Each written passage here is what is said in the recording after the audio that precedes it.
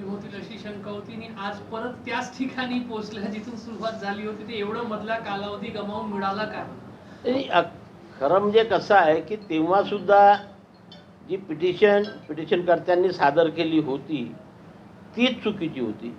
काय की 1994 पासून या राज्यामध्ये माननीय केंद्र सरकारच्या निर्देशाप्रमाणे 27% आरक्षण ओबीसीला स्थानिक स्वराज्य संस्थांमध्ये लागू होतं आणि सुरू असताना एकाएक कुणाच्या तरी ते लक्षात आलं की बा याच्यामुळे 50%चा मर्यादा ओलांडल्या जात आहे आणि म्हणून इतरांचं नुकसान होते. ती त्यांची चुकीची धारणा होती.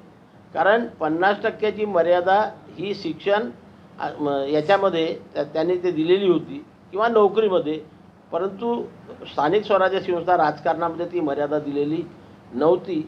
परंतु तो वेगळा अर्थ काढता काढता त्या कन्क्लुजनवर पुन्हा 50%च्या आतमध्ये असावं, त्याच्याकरता ट्रिपल टेस्ट करावी आणि 50%पेक्षा ओबीसीचं आरक्षण जास्त असू नये म्हणून जिथे एससी आणि एसटीचं आरक्षण हे 27%पेक्षा म्हणजे 50%मधनं 27 दिलं आपण तर 23%पेक्षा जास्त जात होतं, तिथे ओबीसीचं आरक्षण तेवढ्या टक्क्यांनी कमी होत होतं. परंतु आता या निर्णयामुळे सध्या तरी ते 27% राहील आणि माननीय सर्वोच्च न्यायालय भविष्यामध्ये सुद्धा ते कायम ठेवेल अशीच अपेक्षा आपण या प्रसंगी करू शकतो. विनंती करत होतो की सर्वोच्च न्यायालयातनं निकाल लावून जिल्हा परिषद आणि महानगरपालिका, नगर परिषद, ग्रामपंचायत यांच्या निवडणुका लवकरात लवकर आपण घ्याव्या. आज माननीय सर्वोच्च न्यायालयाने जे डायरेक्शन्स दिलेले आहे किंवा ज्या सूचना केलेल्या आहेत त्यामध्ये प्रमुख बाब अशी आहे की त्यांनी 2022च्या आरक्षणाप्रमाणे निवडणुका घ्या अशा प्रकारचे डायरेक्शन्स दिलेले आहे.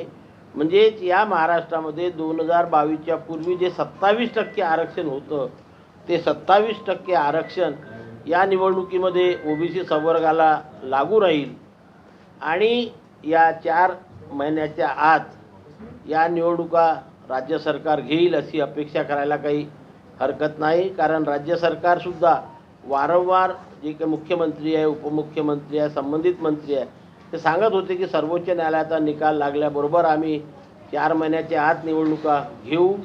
तर त्यांच्याही मताप्रमाणे झालेलं आहे आणि जनतेच्या मताप्रमाणे झालेलं आहे आणि म्हणून 4 महिन्याच्या आत या निवडणुका पार पाडून 27% आरक्षणाप्रमाणे ओबीसीला प्रत्येक स्थानिक स्वराज्य संस्थेमध्ये प्रतिनिधित्व मिळेल आणि ओबीसी समाजाला न्याय मिळेल. जेव्हा सर्वोच्च न्यायालयाने या 27% आरक्षणावरती स्टे दिला होता तेव्हा आम्ही संपूर्ण राज्य पालथं काढून जर हे 27% आरक्षण पूर्ववत द्यायचं असेल तर संविधानाच्या 243D6 आणि 243T6 मध्ये अमेंडमेंट करून पूर्वीप्रमाणे या ओबीसीला 27% आरक्षण कायम ठेवावं ही केंद्र सरकारकडे सातत्याने मागणी केलेली आहे.